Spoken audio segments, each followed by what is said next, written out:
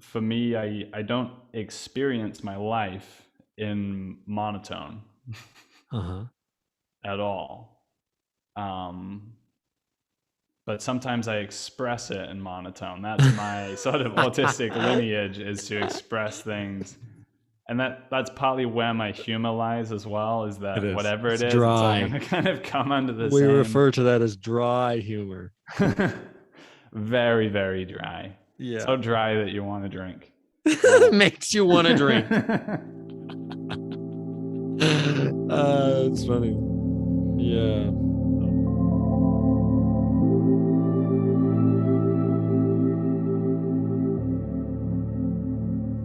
Yeah, so as I was just saying, it seems like you've been doing a lot. There's a lot going on. You're doing a lot on your channel. I've seen you producing a lot of videos, and I know from my own experience that output of like putting videos out is somehow an expression of, like, there's a lot of live energy that is needed to be able to do that and to do it with consistency. Hmm. I feel for myself, like when I can get to the place of consistency with that will be like a maximal flowing energy place. But of course, there's times when I don't want to speak at all. So yeah, what's that all about for you? That's interesting. Yeah, I've actually found it really difficult in those moments where I don't want to do it to do it. Yeah. The wisdom that I would say is relevant here is make hay when the sun shines. Hmm. Make hay when the sun shines. Because some days between my ears, the sun doesn't shine. I'm not inspired to create things. I'm not inspired to be on stage. I'm not inspired to drop truth bombs, carpet bombing. But some days I am. And when it's on, it's on. You know, it reminds me of that. Have you read Big Magic by Elizabeth Gilbert?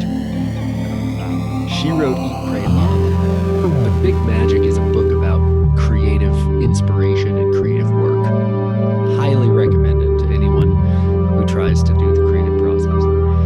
She's an amazing writer, and the book is fucking awesome. She writes that the muse never shows up at the artist. The muse shows up at the implement. The muse never comes to you. The muse is waiting at the paintbrush. Mm. The muse isn't in you. The muse is in the microphone. So Yeah. whether or not you feel it, you might not feel it that day, but the muse is there at the microphone waiting. And so whether or Yes. not you show up is all you can do. That's all you can control, because some days you're going to feel it, some days you're not.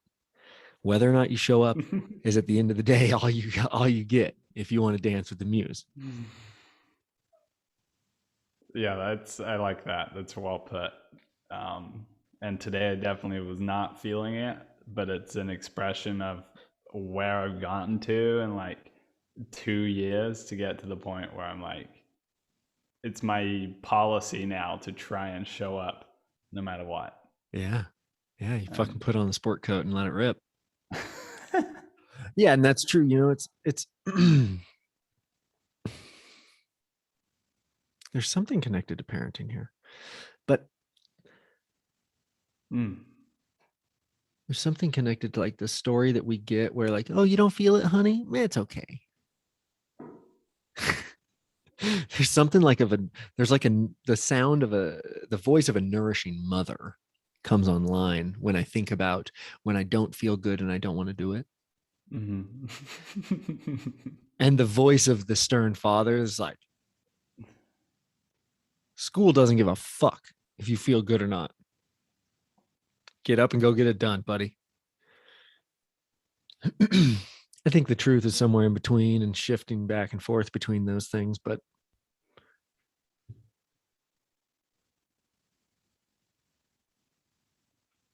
you never know what you might make if you do it feeling a different way than you would prefer. That is to say that if I like to podcast when I'm feeling super lit, when I'm feeling super energized, I'm going to create a certain kind of thing. And if I have fucking cried all morning, Mm-hmm. I don't know what's going to happen. Pretty interesting to think about. I'm not sure what I might create. And so you just like wipe away your tears, put on your sport coat, and show up at the microphone and see what fucking happens. Oh man. Yeah. My paragliding analogy for this is what I refer to as weaponized fatigue. If I am fully stoked, if I'm so fucking energized and I'm so ready to do it, and I take off, it's not guaranteed that I will actually fly well. But if I've been flying for 3 days and I'm pretty tired and I could use a day off, but the forecast looks good, let's give it a rip. And I'm tired and calm and surrendered. Oh fuck, I crush it like that. Oh, I so crush it like that.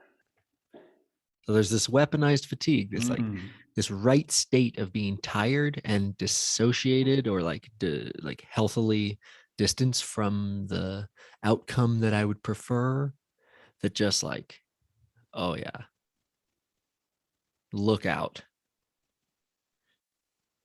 Today I kind of feel that. Yesterday I climbed a mountain with my best friend Chelsea, and the mountain has just the most incredibly acute summit. It's like, it's called Mount Thielsen. It's referred to as the lightning rod of the Cascades because it is so fucking pointy and in a tumultuous place in nature that the top of the mountain gets struck by lightning so many times that the rock actually has changed there. It's like melted. Mm. And the summit is like, you have to rock climb up to it, and it's 1,000 meters off one side.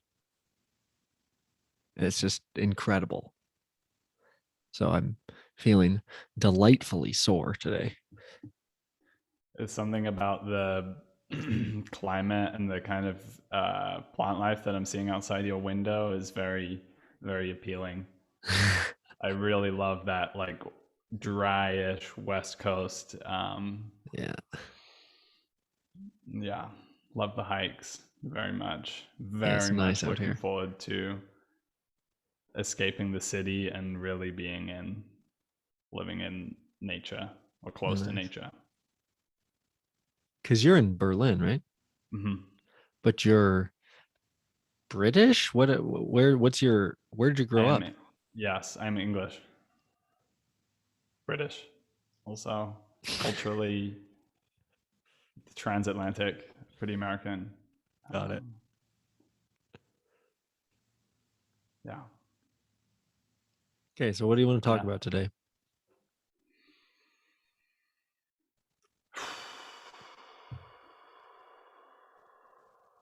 Let me just sink into that. Because I don't want to answer too quickly. Fair enough.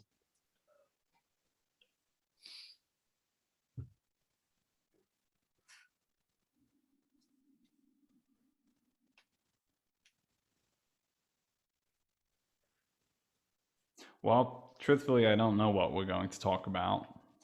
And it seems to me that at this stage, it's more about pulling on a thread and then continuing to move down those threads, and let the larger pattern reveal itself. And so the thread I'm just going to speak to what's been alive for me in the last few days, and we'll see what thread comes out of that. Perfect. One of them is storytelling. And I've been realizing that that's something I don't actually understand or know, or like it's a capacity that I haven't developed that actually develops in a kind of context of being together with others where the orientation is towards telling stories, like around campfire or whatever it is. I've had little tastes of that, but it somehow has just come from like completely in my blind spot to like into the middle of the field of what I feel like is important for my life work. and for what I do in these spaces with others. And it's kind of connected with realizing that I don't know who I am in a certain way, but not in a way that's like, I don't know who I am. It's like, oh, cool. I don't know who I am yet. Or I don't, like, at 25, I don't know who I am. But I've had a whole journey of experiences that have led me to have a very unique experience of experience in the present. And so, yeah, sort of getting better at telling story. And I feel like that's something in the context that it's come up in the men's group now. It's come up in a private call with kind of a mentor figure of mine, and then it's moved into the men's group. And then it's kind of been coming into my conversations with my fiance, and like, it's very fascinating to me that there are these, like, we have this capacity to have whole blind spots of our own lives that we like don't really like. There's parts that I can tell really well, like it could retell you everything and I really understand it. And then there's others that I don't as easily recall. And it's not necessarily that they're bad memories or good memories. It's just that there's a sort of selectivity of the fullness of my life, of the bands that actually readily come to the fore. What do you make of that?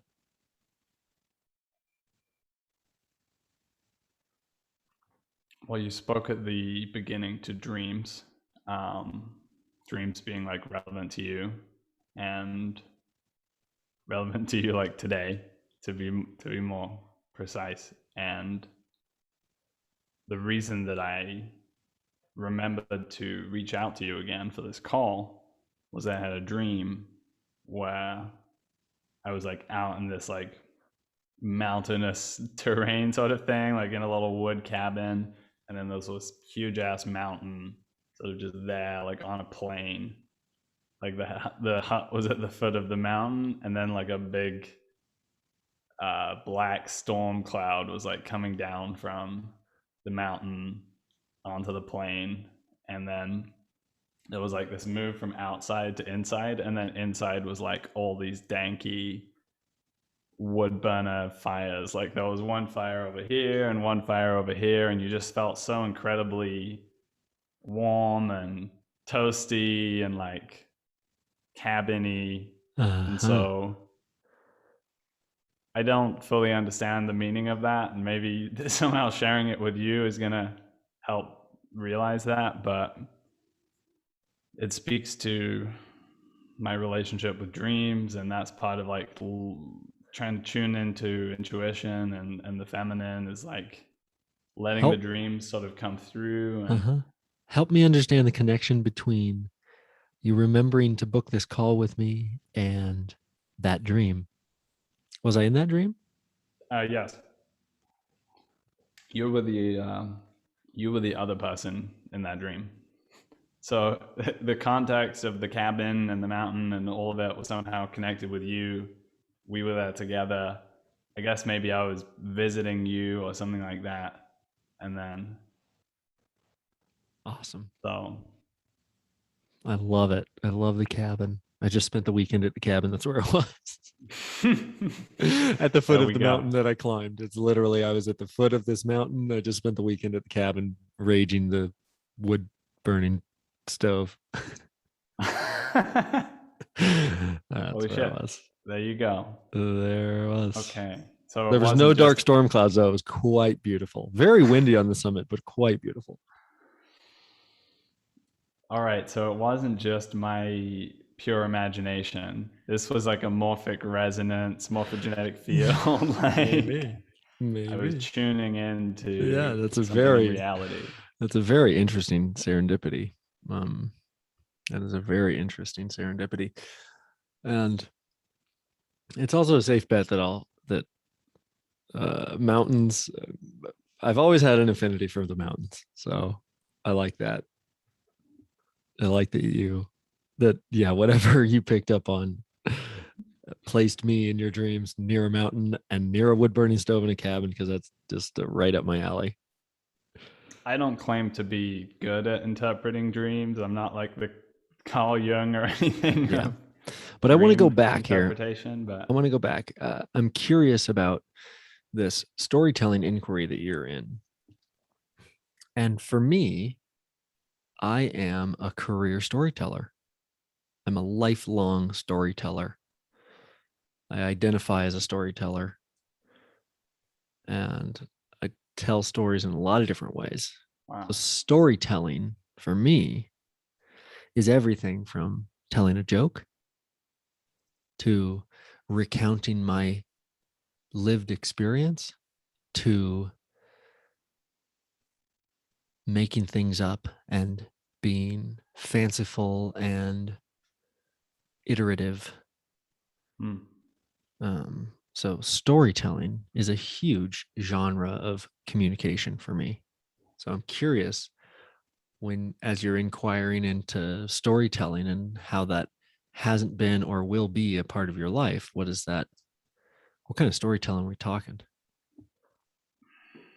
Well, thank you for laying all of those out. That was really cool. I've not been yet thinking of it in that sort of expansive sense. It still feels very like newly come into my awareness, even though of course story is like somehow all around us. Mm-hmm. Like only just come into like consciousness for me that it's a thing that could be that I have a relationship to it.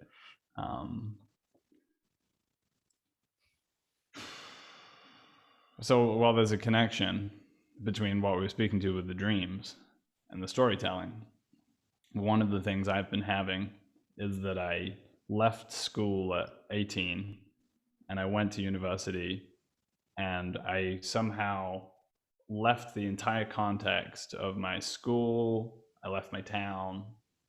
I didn't have much continuity except for one or two relationships from my whole schooling thing. So it was completely somehow out of my awareness, and I didn't identify with that as sort of defining me. And then over the course of the past year, experiencing this drip, drip, drip, drip of just like faces, places, like all of my, like I had this dream the other night and I was just like walking around my school and it was like all like immaculately detailed and exactly how it was. And your schoolmates are sort of there and they're totally how they were, totally real.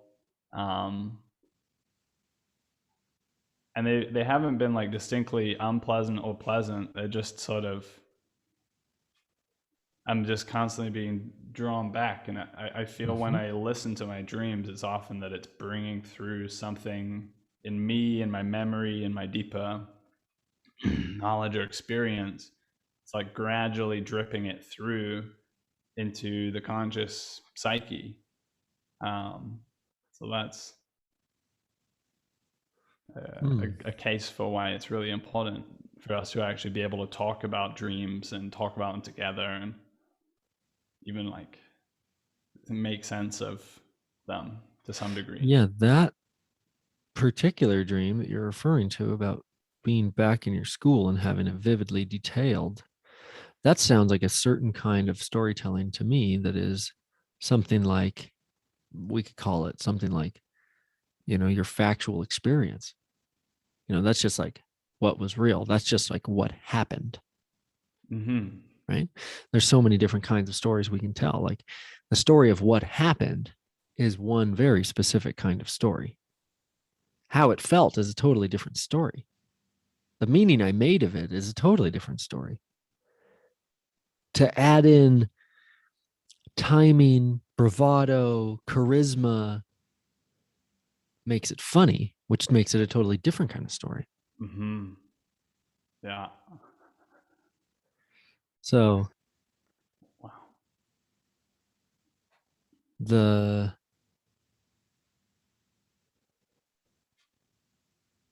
best stories are rarely completely and totally true in an objective, factual, physical, manifest reality sense. Because the best stories often tie in multiple elements of this. The best stories often tie in some of my own experience, some of my realizations, some of the background as to why that's relevant for me in my life.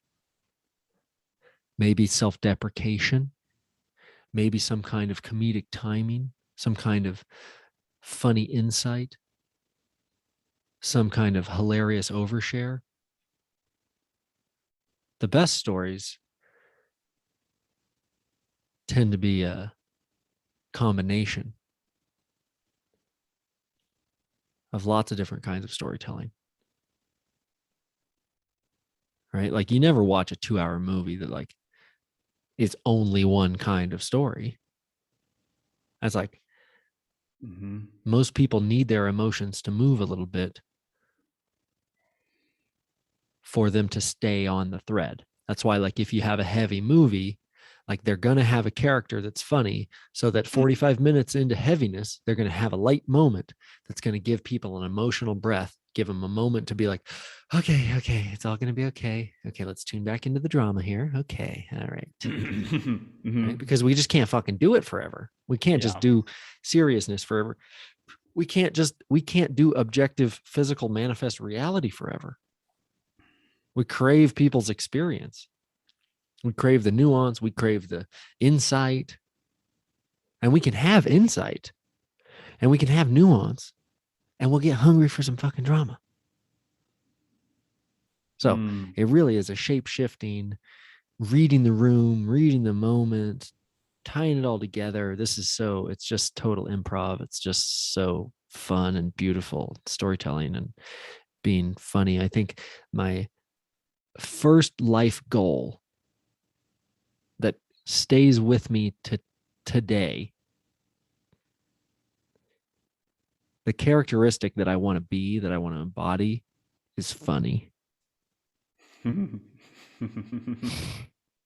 It's funny.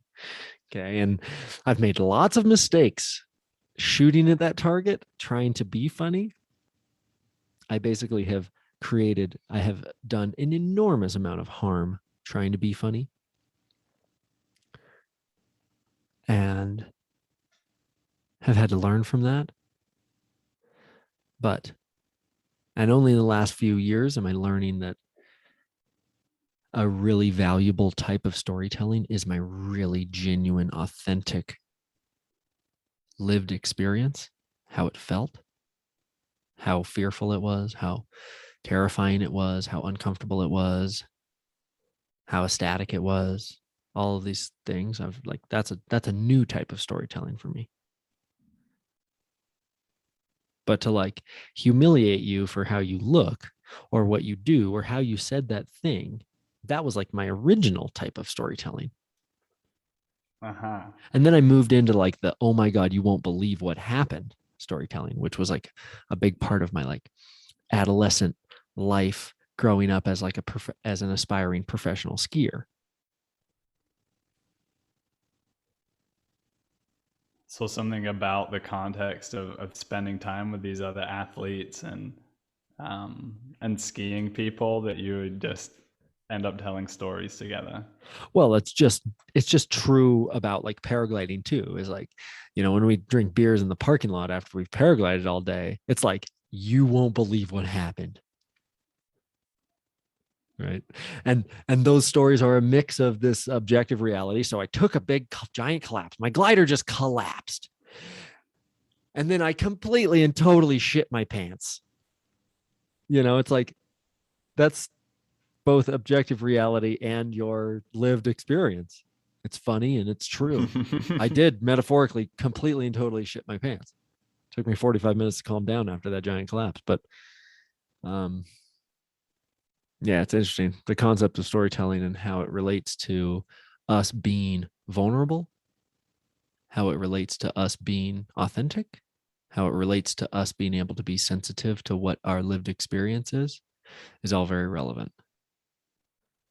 Because, as you know, sometimes The truest things are said in jest. Yeah. Or another way to put it, a different psychologist said, if you want to hear the truth, give a man a mask. Right? He won't say it about himself, but if you let him write it about a character, he'll write exactly his lived experience, his fears, his biggest, most sensitive, most vulnerable admissions are going to be under the guise of a character that he writes into a novel or that he plays on stage. Right? Mm-hmm. It was interesting. I talked with Skylar Brown for 2 hours the other day, and she said that actors in our culture are athletes of emotion. And I thought that was so interesting. It's like, oh, because we all want our emotions to move, but we can't make them move. So we all wish we could do this like amazingly triumphant, masterful thing on the field, but we can't do it. So we watch football instead. We all want our emotions to move and we want to live our lives masterfully and have insight and be courageous, but we can't do it, or we don't think we can. So we watch these movies where these other people can, and we cheer them on. Yeah. Especially the ones that feel really real. Of course. They don't just feel real, they're real. Right? Yes, right. They have to be really in it. Yeah. Yeah. Yeah. And it's amazing to think about an actor as a masterful transmuter of his own experience, that he can take his own lived experience and transmute it and understand it through a different story so that on screen can have a very genuine, authentic, vulnerable experience.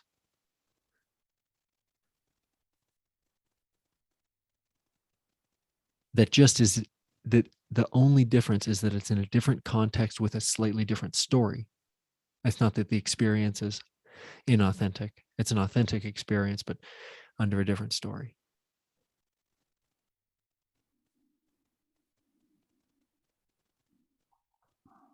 I think that's very much my goal in life. To be a Is great actor? to not to be an actor. No, to be somehow as real as an actor is real in just as myself. Mm. Mm.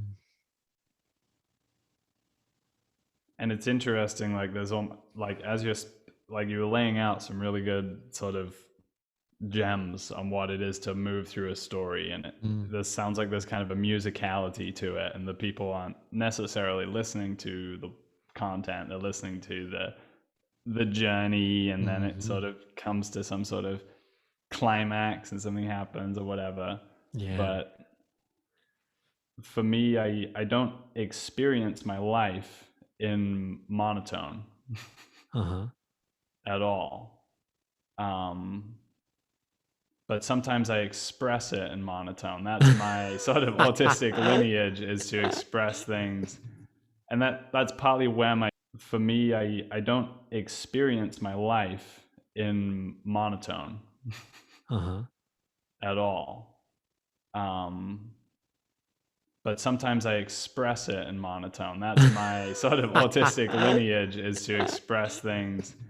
And that's partly where my humor lies as well, is that whatever it is, dry. it's all going to kind of come under the we same. refer to that as dry humor. Very, very dry. Yeah. So dry that you want to drink. Makes you want to drink.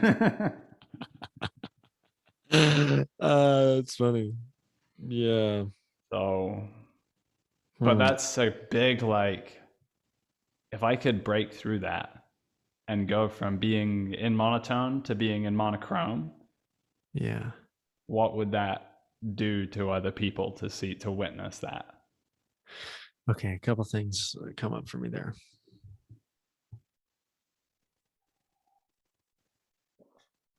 Monochromatic is all of the shades of only a single color. Well, that's not what I meant then. I apologize. Yeah. That was interesting. Maybe it's a Well, subconscious slip or something. I think it is a step in the right direction, because for monotone, where there's only one tone, I suppose you can have rhythm in that. To monochrome, you have the entire spectrum of a single color is likely more expressive. Then from there, you get the entire spectrum of all of the colors and all of the tones and all of the paces and all of the rhythms.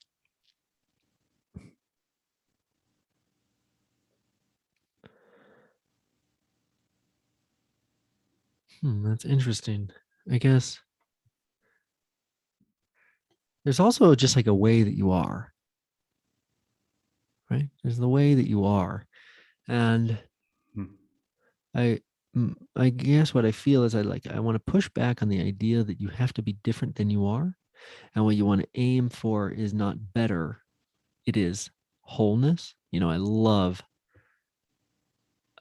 the Jung quote that is, I'd rather be whole than be good, which I just love. I'd rather just be all of myself than be good. And that quote hit me in a time in my life where I was just striving so hard to be good. And it kind of realigned my purpose, the work I was doing.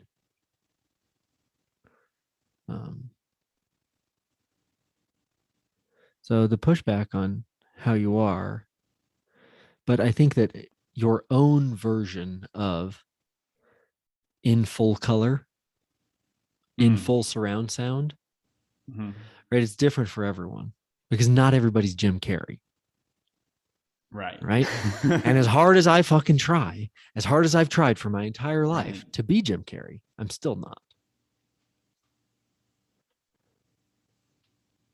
But I want to be the wholest version of myself, the freest version of myself, the realest version of myself. And I think those are valuable metrics. Whole, real, free. Those are valuable metrics. Good and better and great are things I'm working to let go of. I have a recent podcast called Fuck Greatness. I'd rather have wholeness than greatness.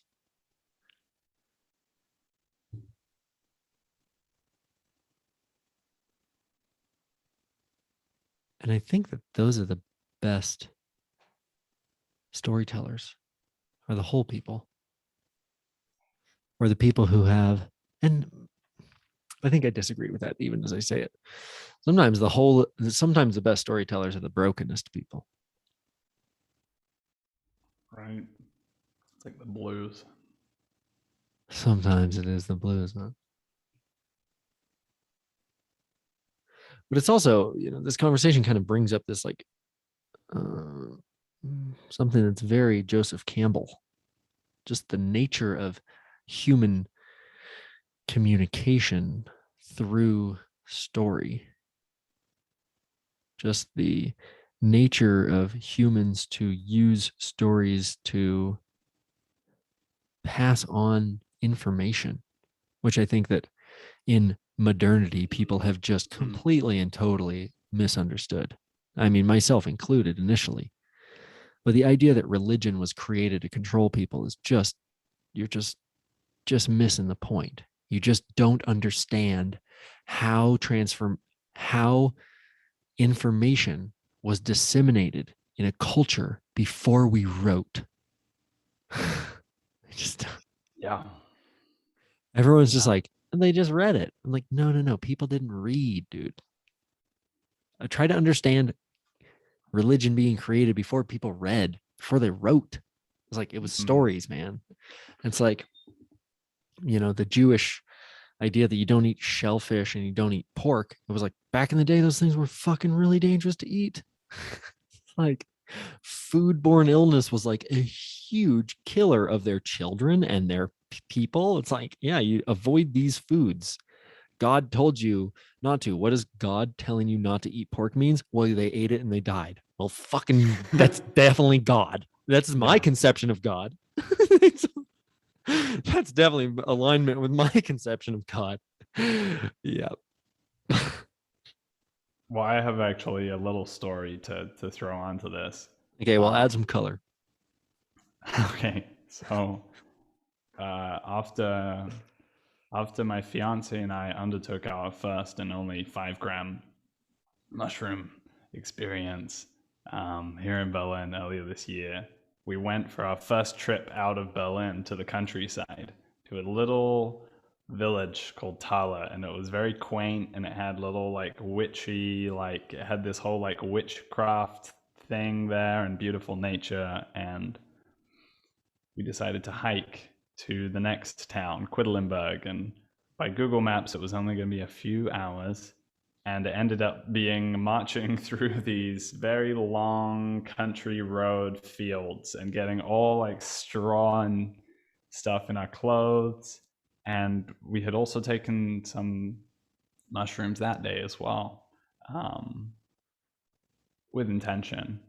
And the thing turned into a pilgrimage, actually, because it was like really hard, like it was so hot, it was like, fuck, what have we gotten ourselves into? We thought it was just going to be easy, but it's actually like fucking really difficult, and nobody here actually does this. And then there was like this peak trough moment of going through this field with like all brambly bushes, nettles. She was like having a shit time. We were like kind of, our communication was now like more conflicting because we're having to navigate. And then we finally got through, and we arrived in this beautiful forest on the edge of the town, and then we smoked a little bit, and we went went through the forest into the edge of the town, and it was like this beautiful German castles, and like the church is up on the hill. But lo and behold, it's 30 minutes till when the church closes. So we're having to like keep up the pace after like these hours, like go through the whole town, like not stop to look at all the beautiful medieval enchanted looking wood beam houses from the 1600s, straight up to the church. And then we get to the church, and the church is now a museum that you have to pay to go into. And there's just like wood board construction everywhere inside, like whole parts of the church are just boarded off, and it felt like a construction site and a museum, which was a big anticlimax. But then we went down into the crypt, and in the crypt there was this beautiful medieval chanting playing in the background. And in the crypt there were all of these frescoes, like these old medieval frescoes on the ceiling of like Jesus and disciples and different scenes, and it was really quite psychedelic. And I got a sense in there looking at these frescoes and also looking at these kind of statue, almost like mummies, but like of like medieval saints. And then finally there was this 12th century altar that was just like so rugged and rocky, and I just sat with it, and I placed my hand on it, and I just felt like connected. Like it felt very grounding to put my hand on this thing, and I could just put my hand on it, close my eyes, and feel connected to like the hundreds of years of baptisms and like all the different lifetimes that must have occurred. And so, yeah, this whole experience really showed me how much Christianity was not a narrative in a book so much as it became a full psychic experience. It was like they lived inside of the story. Yes. The story was psychedelically communicated to them through this sacred art that was suffused in like the most beautiful place, and it was in every community. And for them, it didn't matter that it was like 1500 years ago or 1,000 years ago, or however long it was from the time of the story. It's as if it was somehow present. Like it's in sort of sacred time. Mm-hmm. And so it doesn't matter when it happened. It sort of exists beyond. It's like the story sort of beyond time in it.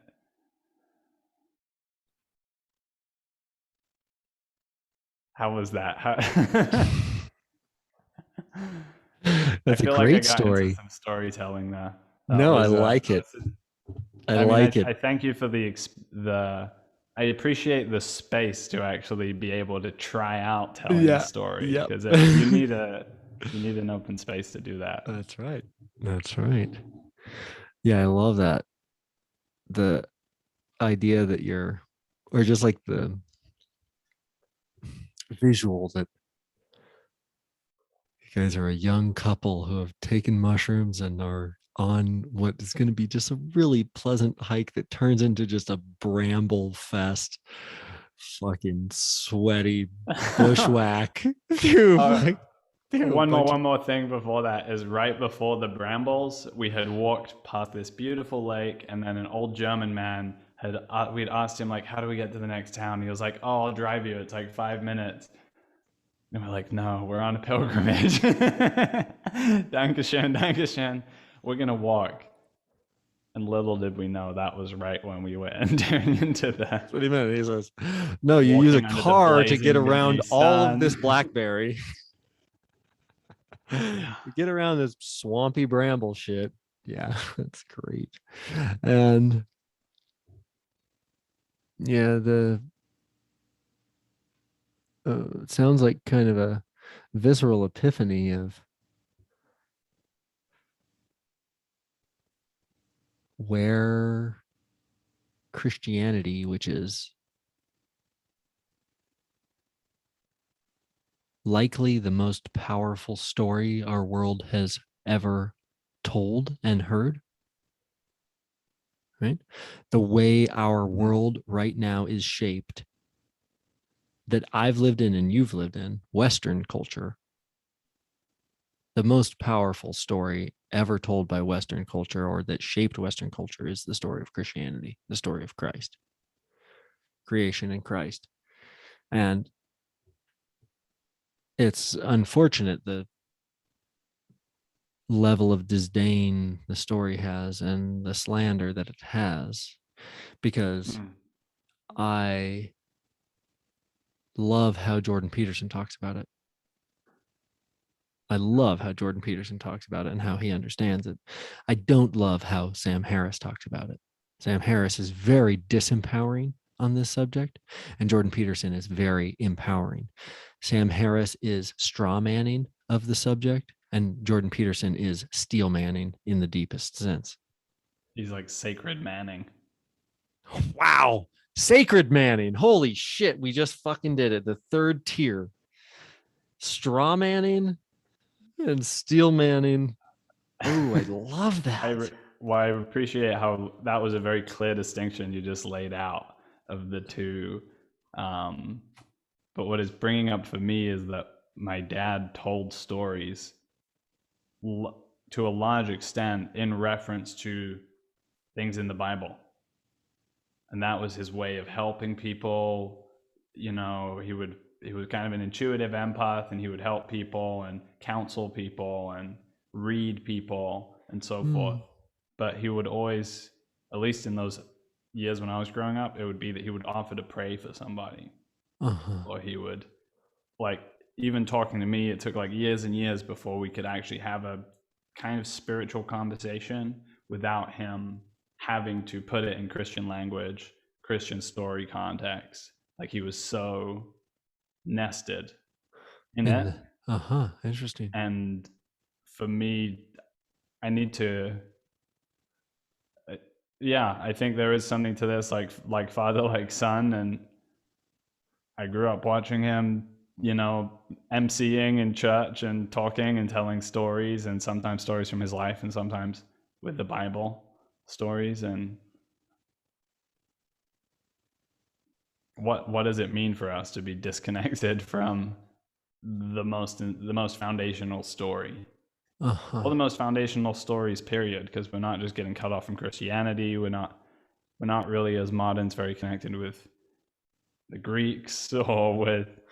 Well, it goes all the way down to Yeah, that we're not just disconnected from Christianity, that we're disconnected from information transmission, right? The information ecology is broken as fuck. It's like swampified. And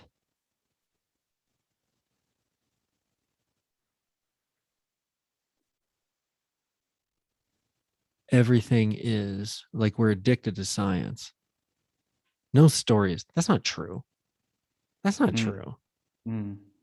That's not true. It wasn't a construction zone. It wasn't all boarded up, and it wasn't a museum. You're like, well, what? You know, you're like, what the fuck? It's such a semantic argument. No, we got to talk about what's true. What is true? Is true physical manifest reality? So the idea that your father was nested in one kind of story or one language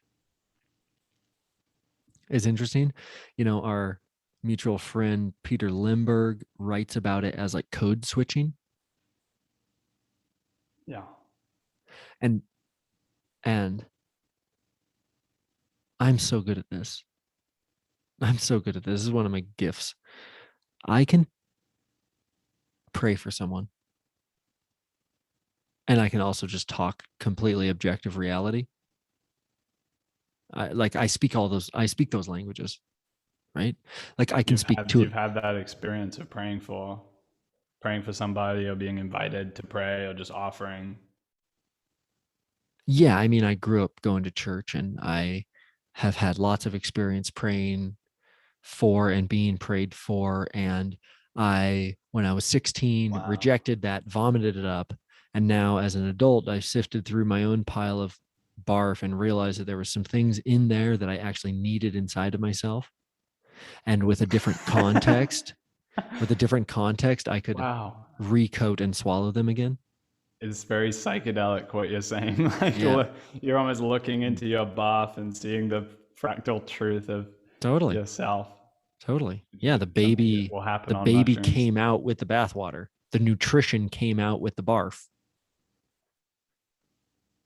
And so there's parts of that are so important. So this is to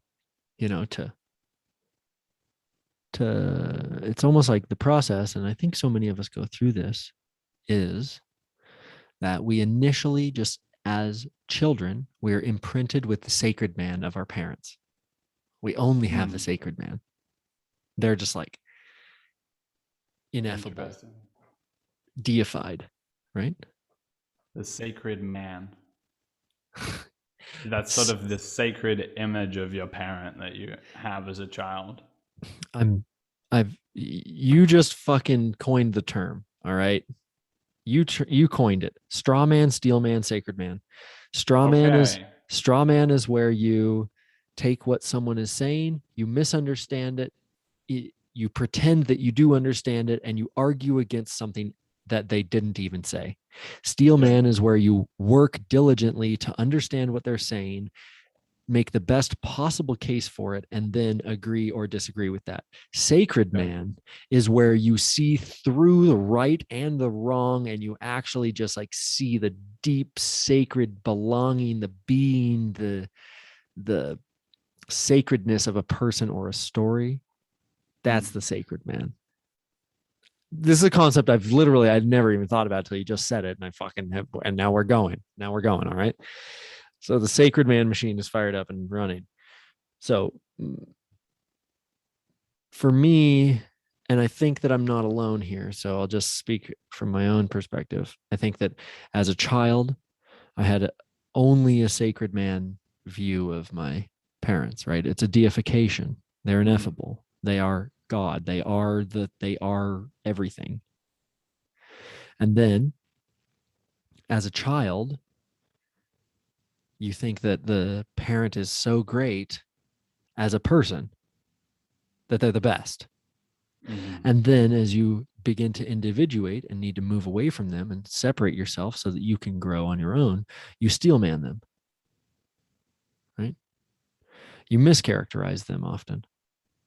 And in mischaracterizing them, You're able to exaggerate, barf up, and really look at the things that they actually did wrong.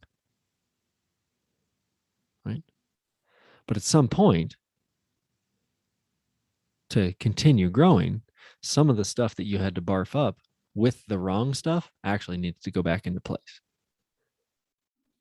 So this is the analogy that I'm drawing here, is that so many of us grew up with religious influence, and likely around the time that I did, 14, 15, 16, barfed it up and said, no, this is bullshit. The pastor slept with one of the girls from the youth group. Come on. You can't fucking tell me this big thing isn't just a giant ruse passing the plate around. All right. Yeah. Well, when do I get to pass my plate around? I can use some fucking money too. I turned atheist around the same time. And I think it's also when you begin to see through the lies of your school teachers and the lies that the school tell you as well. Totally. So that's when we barf up the thing. We barf up the story. And with that, we try to barf up all the bullshit, human control, lie, deceit, the false certainty, the just all of these things. This is us trying to shed cultural and societal conditioning. It's us trying to shed our familial role that we've been put into. We're trying to break free of that.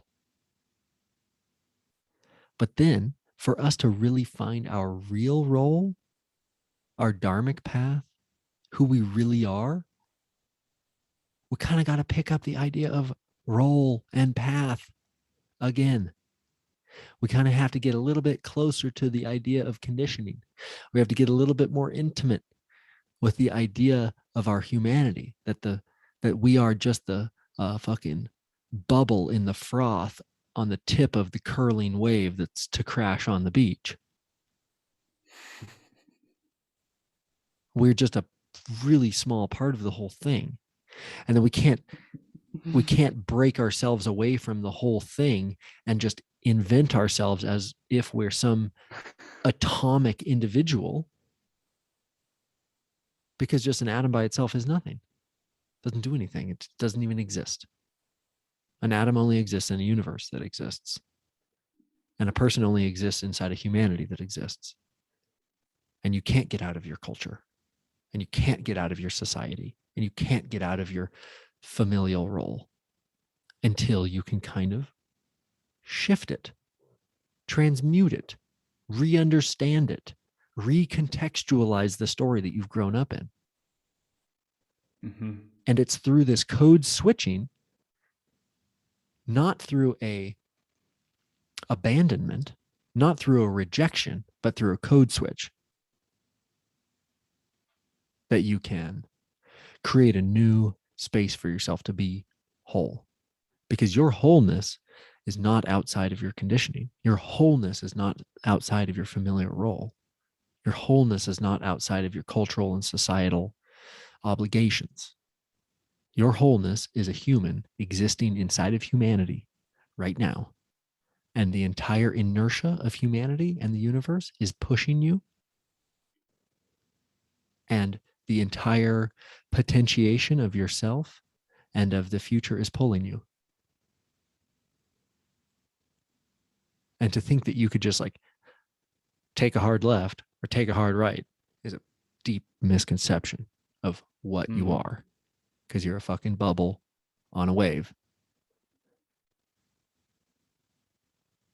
So the idea that story is so important and so impactful is because we literally, as humans, neurologically, we understand ourselves as stories. We think of ourselves as stories. Who are you? I'm Jacob. I'm from England. And I lived here and I graduated from here and I lived here and then I moved here and then I met her and now we're this. It's a story. We understand ourselves as stories. And because of that, we are stories. Because the story doesn't actually exist anymore.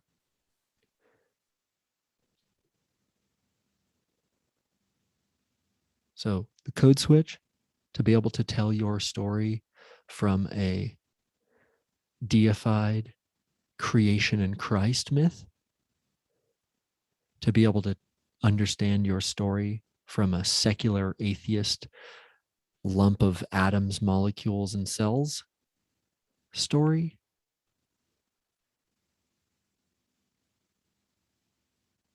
to be able to steel man, straw man, and sacred man yourself. Code switch, understand yourself. Don't get stuck on the semantics. I feel like this is like to be able to look at the fractal from different sides, to be able to understand yourself, and might be able to give yourself the power of understanding and accepting yourself for really where you are, what you really are, your wholeness. Your wholeness is the wholeness of the whole. Right? Yeah. And to be able Really, to be able to see that might, I say might because I'm not sure, but it might give you a better grip on the little micro lefts and rights that you can play into the future.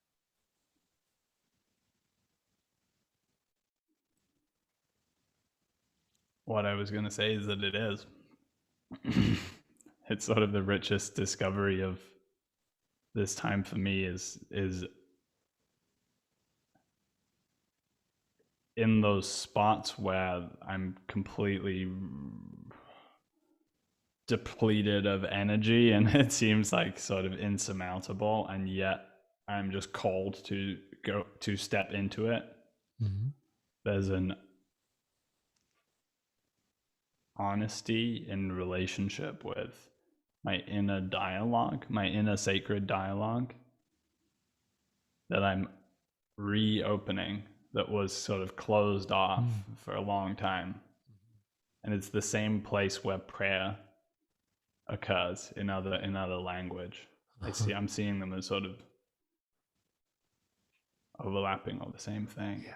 And so when I can, and so too with my story, when I try and tell my story and I'm not aware that I'm doing it, but I'm trying to be strategic, I'm trying to tell a story in a certain way, then it's just fucking blows out. And when I actually try and keep it, when I stop trying to fluff around and I can really just say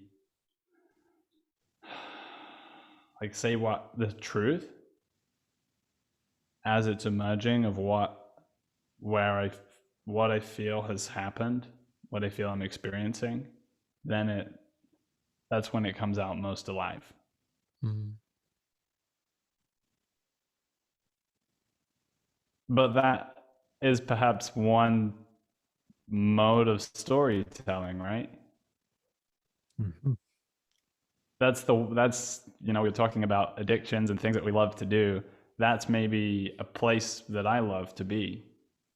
Mm-hmm. But I don't want to just be in that place. I want to be in the other places too. Mm-hmm. And there's a lot of fragmentations and integrations, and this dialoguing project is for me partly an integration. The silliness that occurs all the time between me and my fiance, and like all the different voices and characters, and that I don't find it easy to necessarily bring that through into my conversations with the world. And so, but part of me knows that when I can do that, it will change the world as I experience it too. To be able to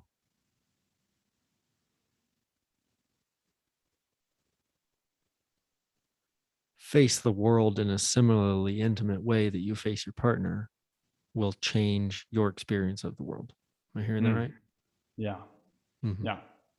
To be your whole, unencumbered, free, liberated, individuated self, integrated with where you are and who you're talking to, in what language, in what context, radically changes your experience of the world.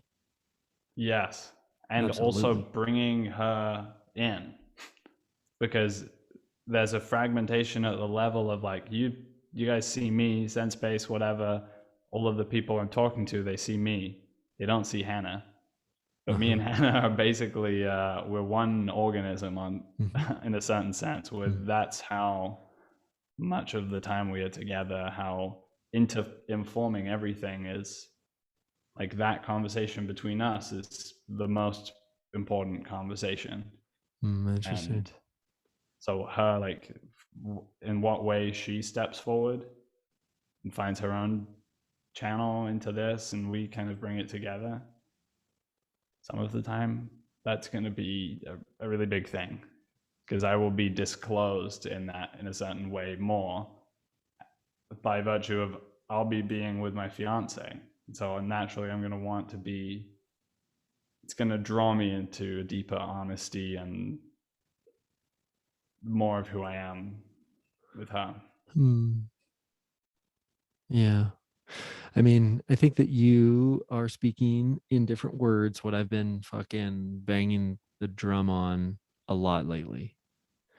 I recently made a video titled Paragliding Like a Man. Paraglide like a man.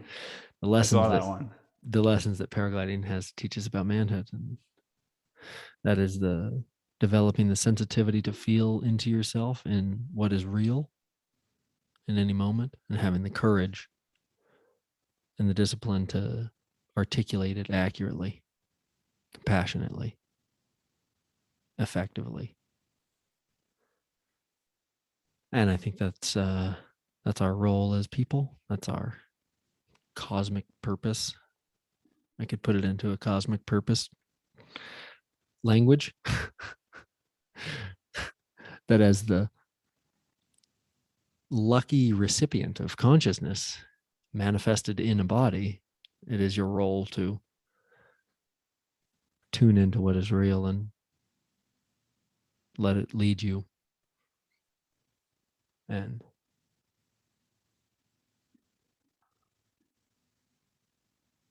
yeah, tuning into what is real and letting it lead you. Amen.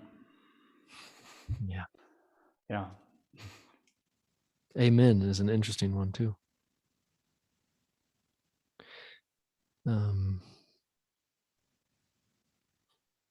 Amen and Om are the same thing.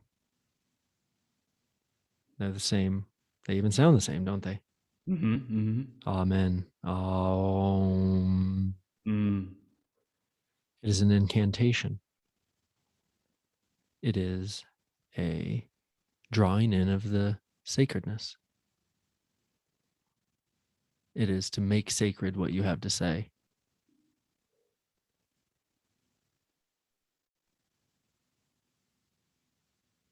And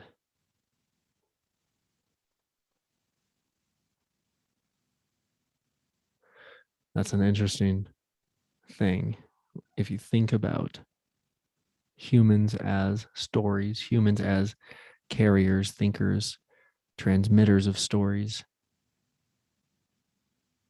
then the idea of amen, the idea of Om,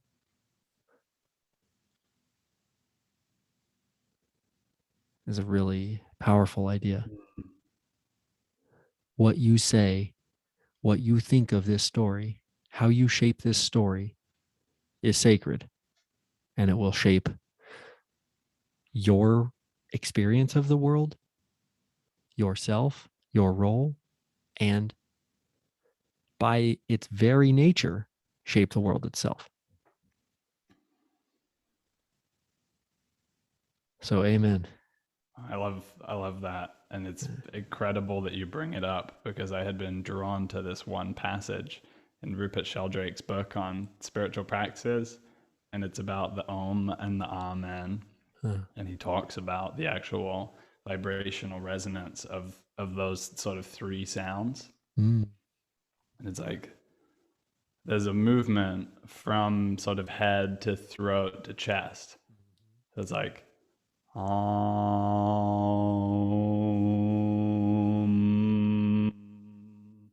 It's like sort of bringing it down the third eye to the throat chakra to the chest, and it's so, like, what you speak to is so powerful, just bringing that honesty into words, even if it's just like quietly uttered.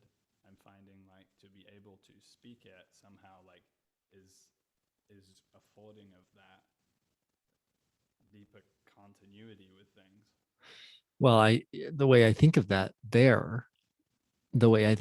is that, to use the chakras, is the crown chakra is actually like right above your head. It is like divinity, right?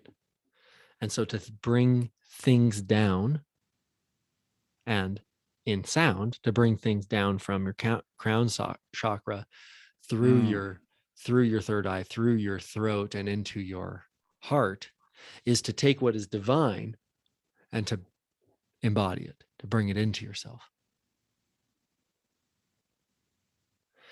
The other way is to, when you breathe in the back, you breathe in from your root chakra, and the Kundalini energy comes up your spine and all the way to your crown chakra, is to take what is in you and make it divine.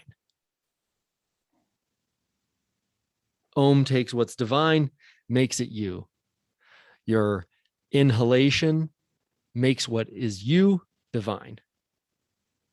The exhale brings it down the front, right? Inhale brings your Kundalini energy up your spine to your crown, and then the exhale brings it down the front.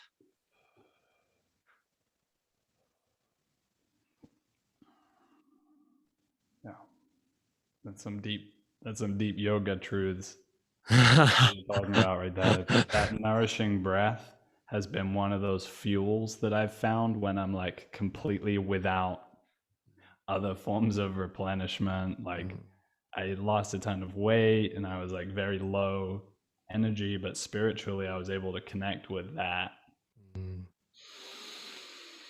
Almost greedy with the nourishment, greedy with the spirit, like really abundant, drawing it in. And that gets you high in a certain way. Like you can draw in something good. Oh yeah. To take with you. Oh yeah. If you've never experienced the psychedelic power of holotropic breath work, it's something you ought to look into. Steve Beatty at the Stoa every Sunday morning. Highly recommend it. It's been great talking to you, man, as always. Very much. Really appreciated this conversation. It was a journey. And one biblical verse, the one that I do remember that my dad used to always say is, iron sharpens iron. And I feel like that's us. I feel like we're iron sharpens iron.